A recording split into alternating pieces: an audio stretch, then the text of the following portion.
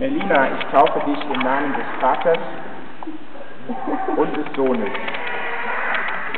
und des Heiligen Geistes. Der Gott aller Gnade, der dich berufen hat zur ewigen Herrlichkeit in Christus, der wolle dich voll bereiten, stärken, kräftigen, gründen und durch den Glauben bewahren in Jesus Christus. Amen.